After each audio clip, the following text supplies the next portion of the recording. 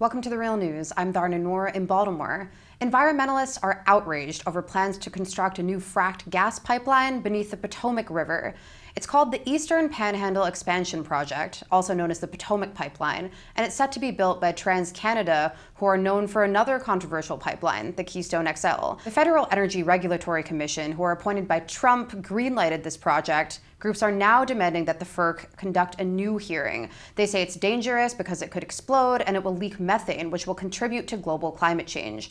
Maryland Governor Larry Hogan signed a fracking ban last year in 2017, but he's backed this pipeline's construction. Now joining me to talk about this is a representative from one of the groups fighting this pipeline. Katlyn Schmitt is a staff attorney at Waterkeepers Chesapeake. Thanks for joining me. Thank you for having me.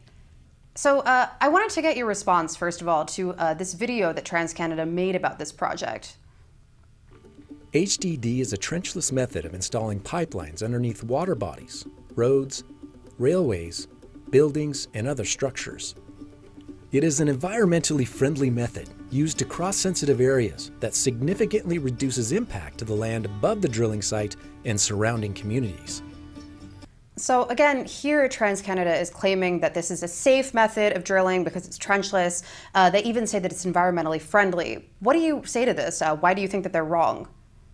Yes, well, we definitely disagree that the method of HDD is not environmentally friendly. So this method of drilling has been proven to cause disasters in the past. Actually, TransCanada used this method of drilling up in Ohio and actually decimated aquatic life due to a disaster that happened through this method of drilling. So we believe that in the past it hasn't been safe, so we're not sure why now it is safe. And then in addition to that, I know that your organization says that the Potomac Pipeline would run through a sensitive karst geology underneath the Potomac River, making it more likely that a leak or an explosion could happen during and after construction. What exactly is karst geology and what dangers does that pose? Sure. So there are areas where the Potomac Pipeline would be drilled, and it would be drilled through karst geology. This is sensitive rock, essentially. It's sandy, porous rock that easily breaks down. So the method of drilling through this type of rock is more prone to leaks and failures and leading to groundwater, drinking pollution, and other harms. And the FERC issued this permit in July for this pipeline, despite two commissioners raising concerns about the pipeline's contribution to climate change. Talk about this permit. How significant is it in deciding whether or not the Potomac Pipeline will actually be constructed? So it's one of the major federal approval is needed for this pipeline to move forward. So it is fairly significant, and it's required under the National Environmental Policy Act that the Potomac Pipeline receive this permit to move forward. So in terms of climate change impacts, we believe that FERC failed to adequately consider the indirect upstream and downstream greenhouse gas emissions that the Potomac Pipeline would cause, but it also failed to consider the indirect effects from greenhouse gas emissions that would result from increased production of natural gas that the area would need to supply this pipeline.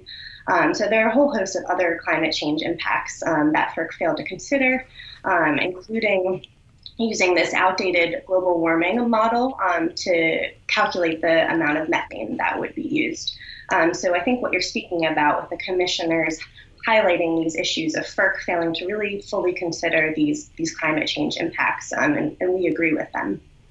So before we began this interview, I reached out to Secretary Ben Grumbles. He's the Secretary of the Maryland Department of the Environment, who sent me this statement. I just want to get your thoughts on this. So he said, earlier this year, after a year of robust public review of the proposed project, Maryland issued a stringent permit that includes customized conditions specific to the project and its location to ensure protection of public health and the environment. While the project requires FERC's approval to move forward, Maryland stands ready to enforce a strong and balanced permit that includes nearly 24 environmental conditions, while also recognizing that natural gas has a role in meeting state and regional energy needs. So that all sounds pretty good. What's your response to this? So the standards that they put in this permit approval are fairly standard sort of business as usual. And similar to FERC, they really failed to take into account the full cumulative impacts from this project. So for instance, this project would be connecting to another pipeline that's being built in West Virginia. That's a 23-mile long pipeline. So they did not even consider the impacts that may arise from that project in terms of water quality and in terms of climate change as well.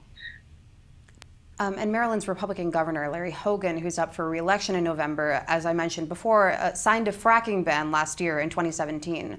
But he and his MDE, Maryland Department of the Environment, gave this pipeline the green light.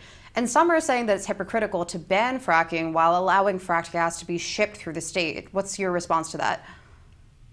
Yeah, we completely agree that, back in 2017 that we banned fracking in the state, yet Governor Hogan is allowing it to travel under the Potomac River, which is a drinking water resource for millions of people. So we think that, Marylanders were clear that they didn't want fracking. So why should we allow fracked gas to come through the state and bring along all of the harms that can come along with that? And if the FERC doesn't grant a new hearing, is there some other way that this pipeline's construction could be stopped? Yeah, so there are still a few state permits actually that still need to be given to Columbia to move forward with this pipeline. So there's actually two right now related to different right-of-ways that the company needs to obtain. So Governor Hogan or the next governor has the opportunity to really step in here and deny those permits in consideration of the catastrophic impacts that could result from this pipeline. More than that, next year in 2019, we're considering legislation that would require the state of Maryland to take a more stringent look at these types of projects and consider those cumulative upstream and climate change impacts that they failed to consider with this pipeline. So you're looking ahead even to 2019, and Democratic gubernatorial Ben Jealous said in a statement, quote, "The Potomac Pipeline is a threat to clean air, clean water, and our public health, and Larry Hogan has shown himself to be a threat to Maryland working families." Come November, will the winner of the gubernatorial race be able to do anything about the construction of this pipeline, or will it be too late? What steps could they take to combat the expansion of fracked natural gas and other fossil fuel infrastructure? Yeah, so in terms of whether those permits have those outstanding permits have been approved or not, they would have the opportunity to work with state agencies and making sure that those permits are either denied or taken into full consideration. And furthermore, they could support that type of legislation in 2019 that would really require the state to take a hard look at the impacts from these types of projects. And are you expecting that the FERC will grant your request for rehearing? Unfortunately, we do not expect them to grant the request. That is because in the majority of cases, they do not grant these types of requests. However, if they do deny our request for a hearing, we will be bringing action in federal court, and that will open the doors for us to do so. Okay, well, please keep us in the loop as you move forward. Katlyn, thanks so much for coming on today. Great. Thank you so much for having me. And thank you for joining us on the Real News Network.